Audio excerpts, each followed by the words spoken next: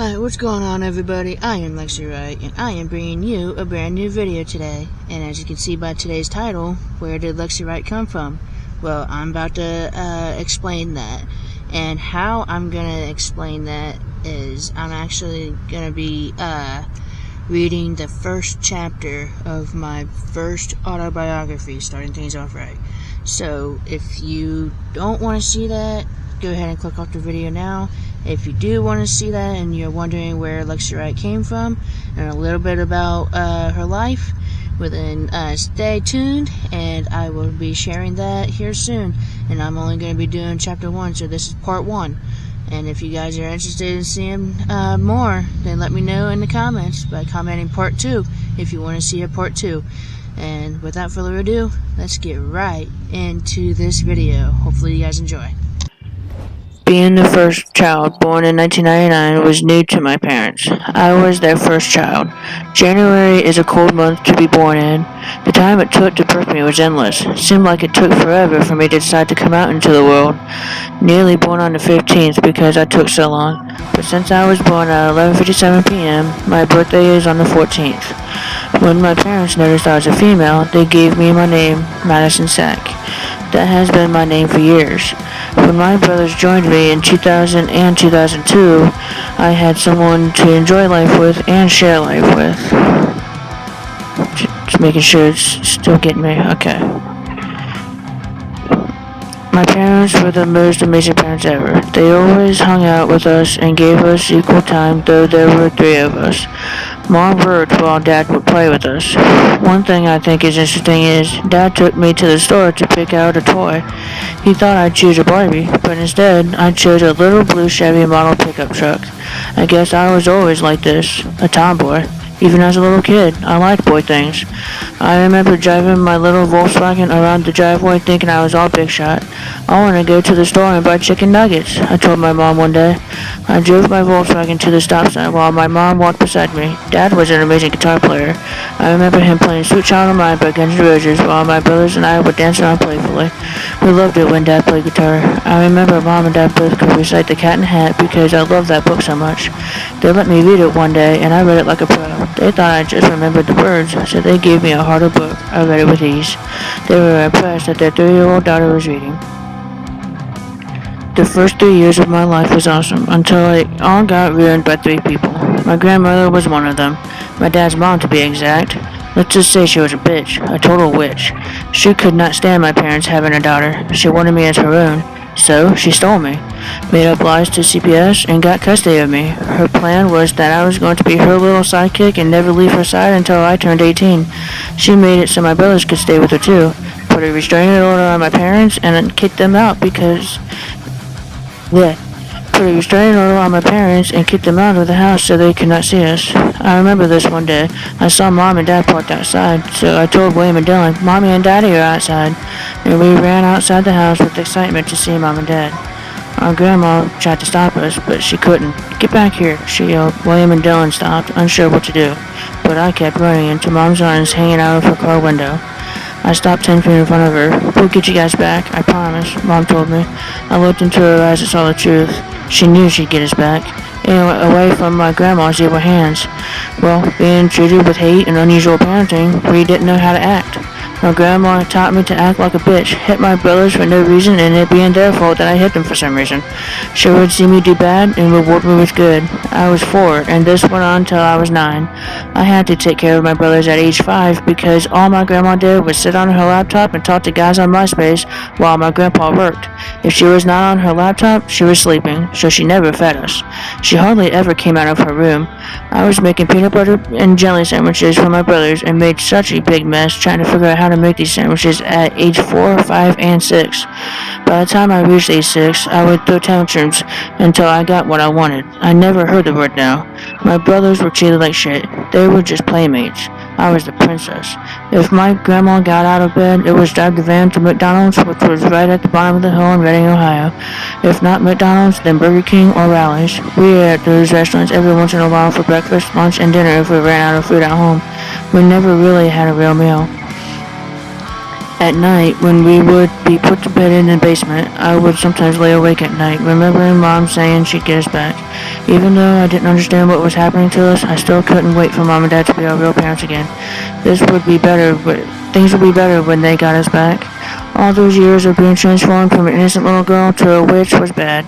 I could not go to school because the teachers would give me work to do and I would rip it up and throw fits because I didn't want to do the work. I was thrown around school after school, each being for behavior problems. I was also put on medication for my behavior. So many pills to take. You named the antidepressant, I was on it. I remember my grandma let my parents stay at the house to clean, and Mom had to force the medicine down my throat. She was sad to see what happened to her daughter, but she had no idea how to fix it. My mom and grandma fought every time she let them stay, and then kicked them out again. When Mom told Nana, that's what we called her, that she wanted us back, Nana took me with her to Florida. She only met this guy on MySpace the night before. My grandparents divorced, and Nana took me with her on her journey to meet this guy. I was only 7. Not knowing anything, I enjoyed the ride. But when we arrived and I saw this guy, I was immediately scared. Something about him scared me bad. That night, when it was time to go to bed, they gave me a huge bed, turned out the lights, and left the room. As the guy left, I never knew his name. I saw a huge knife in his back pocket, which scared me terribly. I snuck out of my room and told Nana about his knife, and she ignored me, acted like I was stupid. Okay, go to bed. You're just scared because we moved. No, I was afraid of some random dude with a 10-inch blade in his back pocket. I went back to my room and hid under the covers until I got brave and fell asleep. The next day, Nana took me to the beach. I never saw the ocean before. I got in the water, and I saw seaweed floating in the water. Being 7, I thought it was a shark. I screamed and ran out of the water. Nana pulled seaweed off my back and showed it to me. It's just seaweed. Stop acting like that, she said as she whizzed the seaweed back into the water. I grabbed my bucket and shovel and tried to make a sandcastle, but the water kept washing it away. I got mad and threw my bucket into the water, but I was too afraid to get it back. We finally left and we stopped by a souvenir shop next to the beach. Nana bought me shark fin soup and I tried it. It was very salty and fishy. I spit it out. Making sure this is still getting me. Okay. When we got back to the house, we watched Jaws. Just a movie to watch right after getting scared an hour ago, right? After the movie, we ate again. Seemed like all we did was watch movies and eat. I prepared this meat for you, the guy said.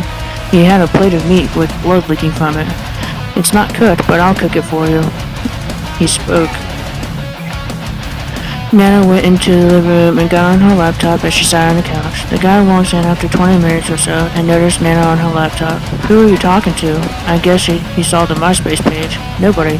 Nana panicked. I just stood in the kitchen watching from behind the wall as they fought. After a while, the guy walked out of the house. I was scared so bad that I went to my room and saw a cabinet that had a sign on it that read tools. So I opened it. There were so many tools, but very organized. I looked through the cabinet and found a hammer. I picked up the hammer and ran out of my room. I held it over my grandma's head and threatened to throw it at her. I want Mommy, I screamed as I dropped the hammer behind me. Nana fumbled for her phone and called my mom. So I went back to my room and packed and waited to get in the van. Turns out we didn't leave the next day. We left the next day. When we finally left, I was full of excitement. Mom, Dad, and Aunt Kate, Nana's sister, who was also in on this whole thing, all met up with us at a hotel in Georgia. Mom hugged me so tight I couldn't breathe. She was so glad to see me. Dad was talking to Kate, and Nana and Mom was talking to me. We hardly ever slept these past 3 days, she spoke. Her eyes had bags under them, so I knew she didn't sleep well. We prayed every night that you would be okay. I'm glad you're back, because we cried ourselves to sleep each night. They did not trust this guy Nana was with, neither did I. Dad got back in the car with Kate and drove back home. Kate was mad because part of their plan was ruined. Mom and Dad were so happy to have me back. When we got into our state, Ohio, we stopped to get gas. The gas station we went to was right in Sharonville next to Evendale, so Kate got out and walked home. We filled our tank and drove home. My brothers were outside playing while my grandpa was inside trying to go through the booms. When we got inside, I felt okay again. My brothers ran up to me and hugged me. We missed you, Madison, Dylan said. Papa, that's what we call our grandpa, called my parents into the room. You guys are going to have to move out. I can't afford to pay rent. After Leslie left, I can't afford this. I'm sorry. I wouldn't do this if I didn't have to. The electric is being shut off. In mid-sentence, the power went out. Mom and Dad went down to the basement and I followed, scared. I was easily frightened, I guess. Mommy, what's happening? I asked. My brothers came downstairs, too. Well, since we're all down here, let's start packing and cleaning, Mom said. I guess she didn't hear me. Dad rented a dumpster and we carried garbage out to it. Everything that was going with us got put into boxes. Anything that wasn't got thrown out. I remember this big white Winnie the Pooh bear with a blue nose and blue shirt. I loved it, but I had to throw him out because there was not enough room for him to go. I still had my little Pooh. He's been with me ever since I was 3. We finally got everything done, and we headed out in search of a new home. We went over to the library, and Mom and Dad looked for a new place. After about an hour, they finally found something. A 3-bedroom apartment in Felicity, Ohio. We headed to our new place. After a while of driving and getting lost, we found someone that was heading to Felicity. We've never been out here before. We're from the city. Do you know how to get to Felicity? Dad asked. Oh, sure. We were just heading there, they spoke. We followed them. We finally found the apartments that Mom and Dad were looking at the day before. We moved in and lived there for only a year. I was 10 here.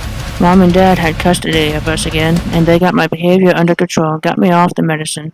We moved to a trailer here in Felicity, and we've lived here since. We lived in Felicity for 8 years and counting. It's a small town with no stoplights, only stop signs.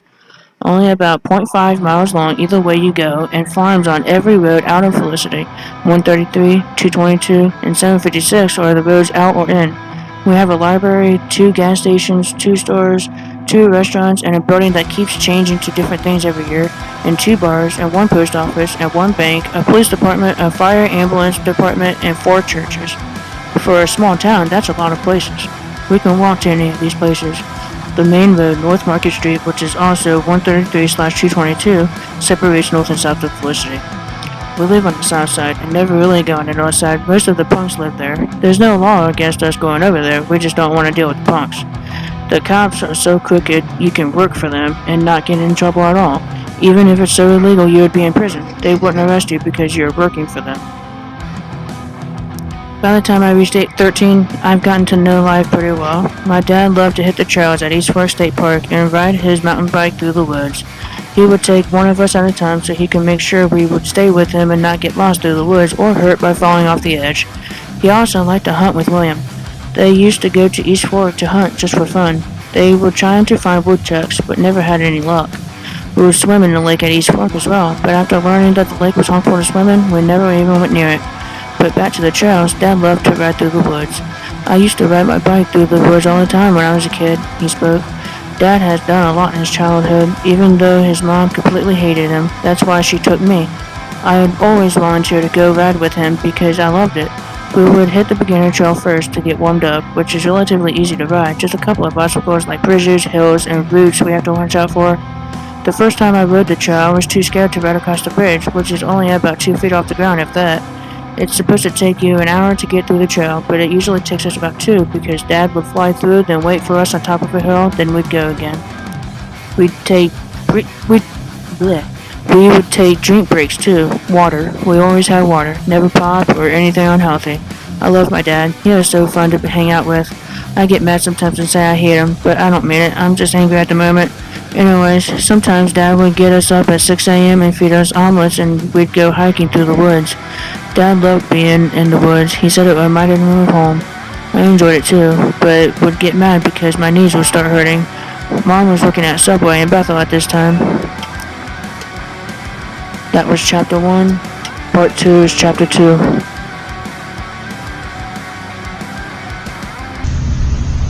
Alright guys, so I did chapter 1 of my first book, Starting Things Off Right. I hope that you guys enjoyed the audio version of it. I did include pictures of me throughout. I tried my best, but I can see that a lot of you that are watching are not subscribed. So if you're going to watch, please consider hitting that subscribe button because I try my best to put out fire videos for you guys. And I can also see the average view duration is only over a minute. So if you guys are watching my videos all the way through, please let me know by commenting view, V-I-E-W. Let me know you're watching all the way through by commenting the word view. And it really supports the channel if you watch all the way through. It helps me out a lot. So I'm hoping to grow on YouTube. I'm hoping to grow, make better videos. I'm working on getting a YouTube team. So hopefully I'll be able to do that soon. And so like I said, I hope that you guys enjoyed today's video. If you did, please let me know by leaving a like and subscribing down below if you are new, and consider hitting that post notifications button so that you never miss a fire video from Lexi Wright. Because you know, I try my best to put out as much fire and lit videos as I can. And even though during our situation, I try to make sure I do it the best I can. So I hope that you guys enjoyed, and without further ado, it's been Lexi Wright, and I am out. Peace out, everyone.